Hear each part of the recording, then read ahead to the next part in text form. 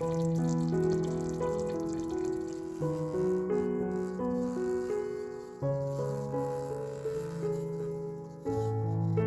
دوستای خوبم، امیدوارم حالتون خوب باشه. امروز میخوام براتون یه چلو گوشت عالی و خوشمزه درست کنم که فوق العاده است. اگه میخواین چلو گوشت رو یاد بگیرید تا آخر این ویدیو همراه من باش. یادت نره این کارا رو سابسکرایب نکردی حتما این کار رو انجام بدی. بریم که با هم دیگه این چلو گوشت رو درست کنیم. تا آخر این ویدیو همراه من باشیم. 3 تا پیاز رو نگینی خورد میکنیم، یه مقدار روغن اضافه میکنیم،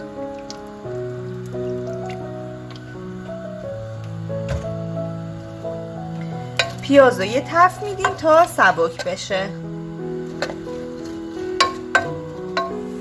پیازا که سبک شدن گوشت رو بهش اضافه میکنیم، به پیازا میذاریم پیازا گوشتم تغییر رنگ پیدا کنه.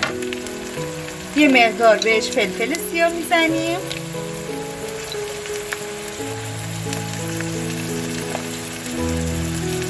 یه مقدار پودر سیر و یه مقدار زردچوبه.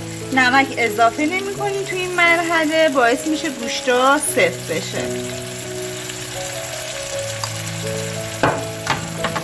گوشت و پیاز رو با هم دیگه تفت میدیم که گوشت رنگش عوض بشه.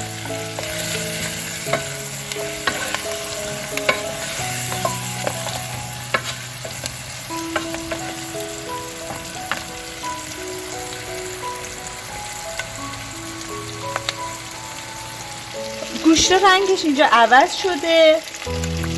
2 قاشق و نصفی بهش رب اضافه میکنم، بستگی به رنگ رب خودتونم داره دیگه چند قاشق اضافه کنیم. ربم تفت میدم تا بوی خامیش گرفته بشه، تا رنگم این رنگ ربم باز بشه. حالا یه دونه برگ بو بهش اضافه میکنم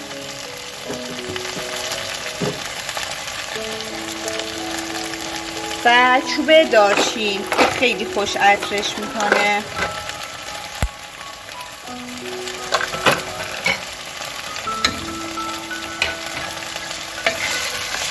خیلی خوب اینا رو قشنگ با هم دیگه تفت بدیم تا این رب رنگ باز کنه و بوی خامیش گرفته بشه.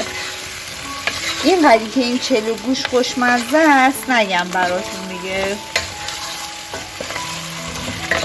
حالا آب جوش، حتما آب جوش بهش اضافه میکنیم تا اونجایی که روی گوشتا رو بگیره کافیه.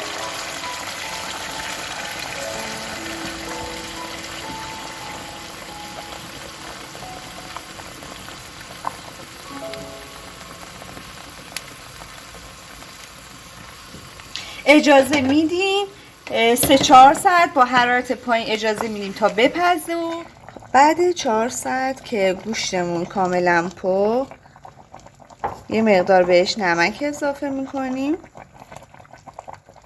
2 تا 3 تا.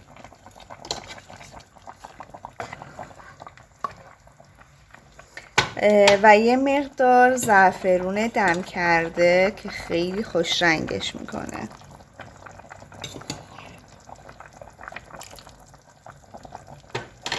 من اینجا پوست پرتقال یا پوست خلال نارنج دارم، حتما بذارین خیس بخوره و یه بار بجوشونین که اون تلخیش کاملا گرفته بشه. اگه این کارو نکنین خورشتون رو تلخ میکنه.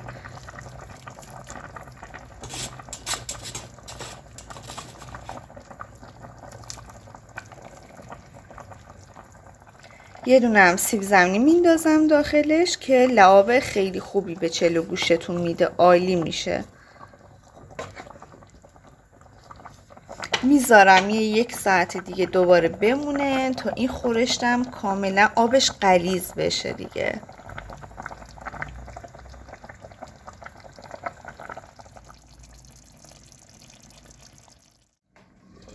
اینم از چلو گوشت ما. به عجب چیزی شده. بریم یه خور بکشیمش.